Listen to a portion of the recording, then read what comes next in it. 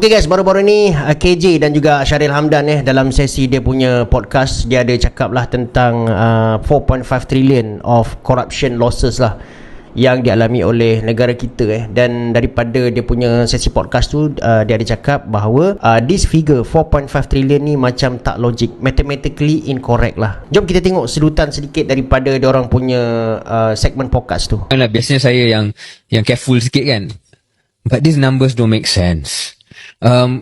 Dan tolong jangan salah faham, bukannya kita kata kita nak memperkecilkan rasuah, tidak. Tapi let's look at it very easily mathematically. Sebelum kita jangan anggap kami peli tata kelola. I think it's good. Kita perli matematik dia. Yeah, but the maths is wrong. It's wrong. I mean, like KJ said, today perbelanjaan bajet 350 bilion lah. Yeah. 97 lagi kecil kan. Kalau 4.5 trilion sepanjang 26 tahun daripada 1997 sampai 2022, bermakna secara puratanya 173 bilion setiap tahun yang hilang. Takkanlah daripada 300 bilion 173 bilion hilang. Tak, adakah numbers 4.5 trillion tu tak logik? Okay, kalau tanya saya, it does make sense. What?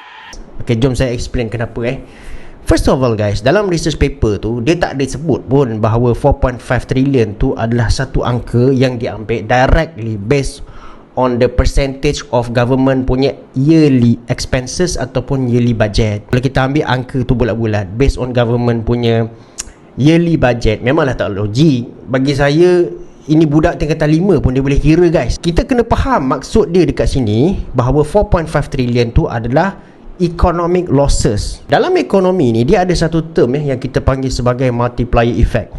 Okay, jadi saya tak nak pergilah secara teknikalnya multiplier effect ni macam mana formula nak dapatkan multiplier effect ni, nanti orang akan confuse. Tapi saya nak explain dalam bentuk layman's term supaya orang lain mudah faham. Tapi konsep dia macam ni lah guys.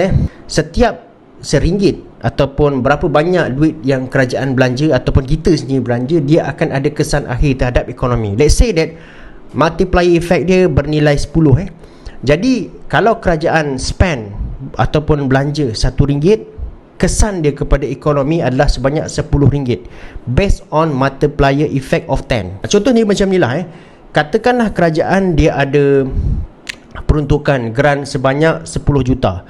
10 juta ni dia kata dia nak bagi kepada IKS punya company, iaitu 10 IKS company lah. Maksudnya satu IKS ni dia akan dapat 1 juta. Satu company dia akan dapat 1 juta lah. Dan bila dia bagi 1 juta ni kepada company tu bolehlah gunakan sebagai working capital. Dia boleh besarkan kilang dia, dia boleh besarkan size production dia, dan dia pun memerlukan tambahan dari segi pekerja, dan dia akan mengupah pekerja-pekerja baru. Jadi orang yang sebelum ni tak ada gaji, tak bekerja, boleh dia ambil bekerja dan dia ada gaji. Bila dia ada gaji, dia ada spending power. Bila dia ada spending power, dia boleh gunakan gaji dia tu untuk belanja dekat perniagaan lain, dan dia pun akan support juga perniagaan lain untuk growing. Begitulah seterusnya proses tu akan berterusan.